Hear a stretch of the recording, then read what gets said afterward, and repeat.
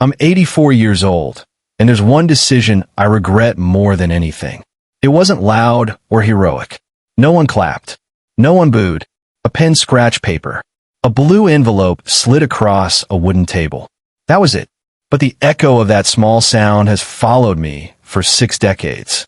Before I tell you exactly what I chose, I need to tell you about a town by the lake, a girl with ink on her fingers, and a whistle that cut through summer air at 5:12 every evening. It's the sound I still hear when nights go quiet. Back then, our town smelled like rain on hot sidewalks and newsprint. My father ran a hardware store on Main. I stocked nails and swept. After shifts, I'd cross to the library, where Eleanor stamped returns with a calm little thump. Ink on her fingers, hair pinned in a way that always came loose by closing. We were 19. We walked home the long way, cutting through the park, counting porch lights. Wednesdays we split a slice of cherry pie at Millie's. She'd eat the cherries. I'd finish the crust. We called it our treaty. We liked keeping things simple. T5:12 each evening. The eastbound slowed past the station, rattling the window panes at Millie's. Eleanor would pause mid-sentence, as if the train were a comma in our day. We'd watch hands on coffee cups tremble. We dreamed small. A rented apartment above the tailor, a table that wobbled, a garden of marigolds, 2 chairs that never matched. I bought a modest ring. On a Sunday in June, sunlight across the library steps, I asked her. Her yes was quiet, certain, a sunrise you feel more than see. We told almost no one. We were saving the moment for ourselves. 2 weeks later, the blue envelope arrived. My name typed neat as a ruler. The return address from a firm in New York where I had once mailed a brave, foolish resume. They wanted me. A trainee position, a stipend that looked like a fortune beside my wages sweeping aisles. Start date in August. The letter felt cold even in July. I laid it on the library desk. Eleanor read it twice, pressed her lips, then smiled the way you smile when the wind changes and you pretend not to notice because the picnic is already spread. On our table. That night, we walked the long way by the water, the letter folded in my pocket like an extra heartbeat. We didn't say much. I talked about experience and opportunities and coming back smarter. Eleanor talked about roots and rooms filled by ordinary days. We both pretended the future could hold both things without cost. At the bench under the sycamore, she put her hand in mine and asked one question. Will you still be us?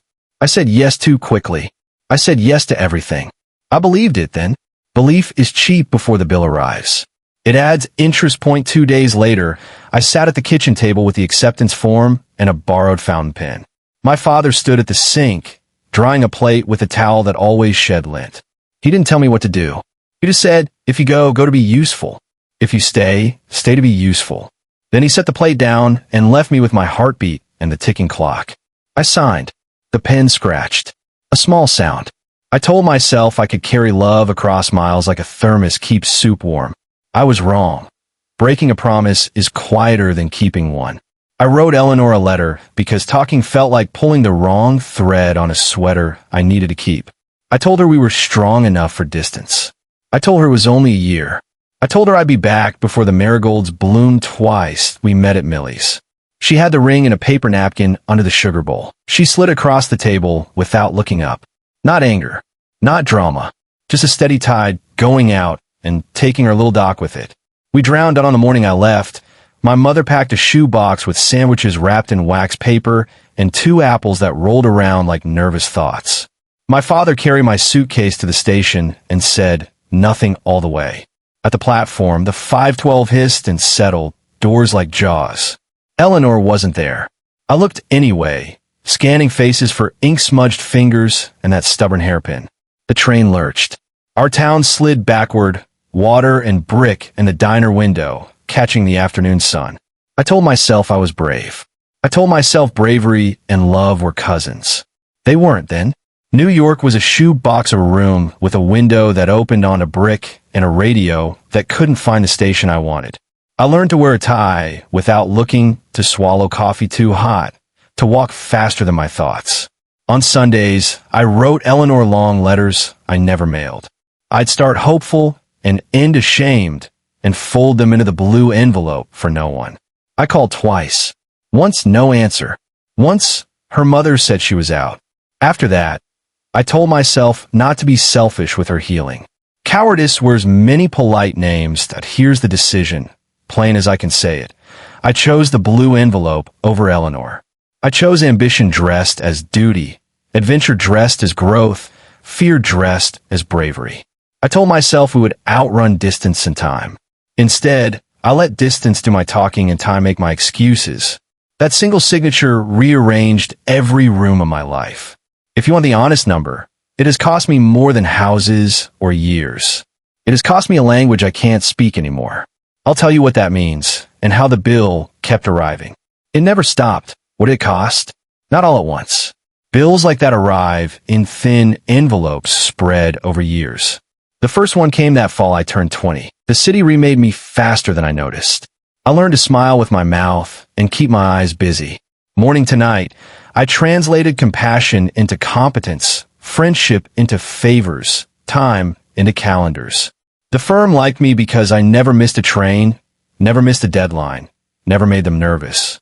On Sundays, I ironed shirts, ate a lukewarm egg sandwich, and wrote a letter to Eleanor I didn't mail. Routine can hide regret. In December, my father called to say my mother had slipped on ice and broken her hip. He said it like he was reading weather. I told him I would come home after the quarter closed. He said, of course, take care of work. When I arrived 3 weeks later, she was better, and we all pretended I had not chosen a spreadsheet over soup on the stove. My father hugged me on the porch steps longer than usual. He smelled like sawdust in winter.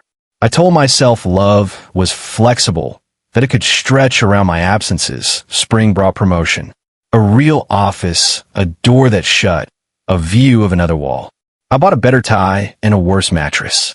At a charity auction, I met Ruth, a schoolteacher with laugh lines that deepened when she listened. I told her about my parents and the lake town. I didn't tell her about Eleanor, not at first, not because I was hiding, I said, but because the past is heavy and I wanted her to feel light. We married in 72. Small church, store-bought cake, my father's toast short and kind. Ruth believed in gentle progress, that we made a life in rooms that never quite settled. We tried for children and were told no by 3 doctors who used careful words. Grief found its way into drawers and under rugs. Ruth knitted. I added projects. We both avoided the quiet. In 77, the city blacked out. We climbed 10 flights in the dark with flashlights between our teeth and laughed on the landing like kids. That night we ate peaches from a can and planned to see the ocean in the fall. We didn't go. A contract needed signatures. The blue envelope kept arriving. In 81, my father had a heart attack in the back room of the store. I flew home the next day and missed his last question by 8 hours. My mother said he asked if I was coming and then closed his eyes as if waiting for a door to open. We stood in the aisle between sandpaper and hinges and chose a casket salesman called Dignified. I carried his tool belt out to the truck and felt the weight of every screw he'd ever sorted. Ruth held my hand. I promised myself I would stop missing moments that I didn't stop. That is the nature of momentum. It flatters itself as duty and shames you when you pause. Work grew. Titles changed. I learned to read rooms and clay smiles, to keep rescue tools under the table for meetings that went sideways. Ruth built a garden on the fire escape that shouldn't have survived but did. Tomatoes in buckets, basil in chipped mugs. On Saturdays, she taught me how to pinch leaves to make the plant stronger. We ate small meals on the sill and watched a sliver of sky. We named clouds for places we'd never been. In 90, Ruth got sick. A tiredness that didn't lift. Tests, then more tests, then a word you don't plan for. The doctors were kind. We learned hospital cafeterias and the way time slows when you lean on a beige wall and count tiles toward morning. She lost her hair and kept her humor. I lost my composure in private and kept my schedule in public. I thought excellence at work could bribe fate. It didn't. After a year of fight and beautiful defiance, Ruth's body asked for mercy. I held water to her lips and said yes when she asked. That we buried her on a Wednesday in late April, a day that pretended to be spring and failed by a degree or two. After the crowd left, I stayed with the groundskeeper and his shovel and the sound of crows arguing like old men. Back in the apartment, the basil had bolted into bitter leaves. I let it. For months I came home to quiet rooms and ate crackers over the sink. I worked later. When you pour your hours into one container, it will always say thank you and ask for more. I obliged. The blue envelope still knew my address. I saw Eleanor once more. It was 96, outside a grocery store near the highway, where buses fan their brakes like sighs.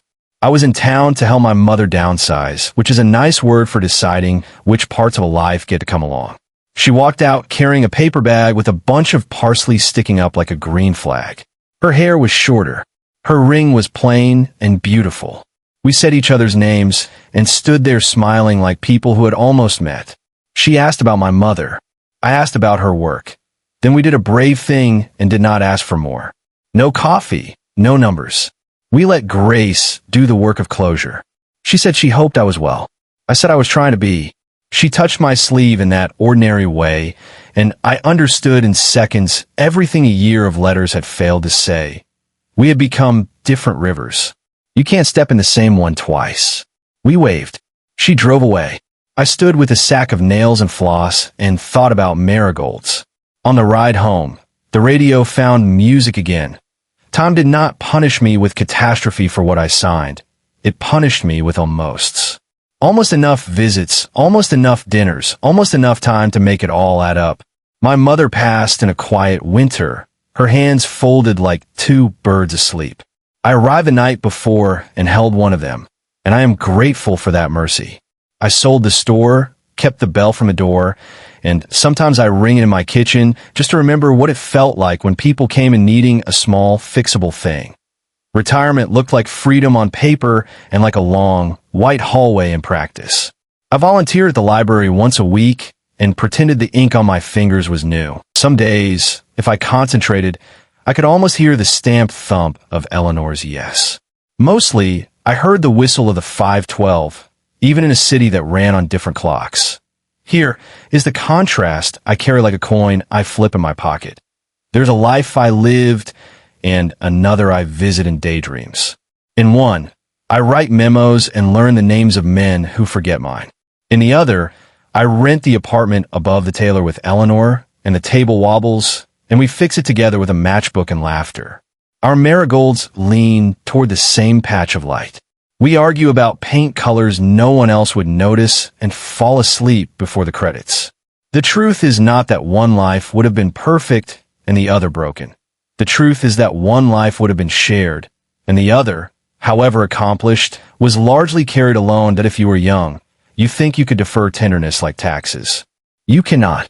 Compounding works there, too, but it belongs to loneliness. Presence pays interest if you start early. Absence also pays, and the currency is years you cannot spend twice. T84. I wake before dawn and make coffee too strong and sit at a small table that wobbles, still because I never fixed it properly. Sometimes I lay my hand flat and steady the cup and imagine another hand covering mine, ink smudged, patient. Then I stand, and I choose differently in the only place that remains, today. I call the people I love when the thought comes, not when the schedule clears. I show up with soup and silence. I answer the door when grief knocks, even if my hair is uncombed and the floor is unswept. I keep a stack of postcards on the counter and write 3 lines to old friends while the kettle warms. When I pass the train station at 5:12, I stop and let the sound pass through me instead of past me. And to you, wherever you are on your timeline, I will risk being direct because time is not taking my calls the way it used to. Choose the person. Pick the dinner. Keep the promise.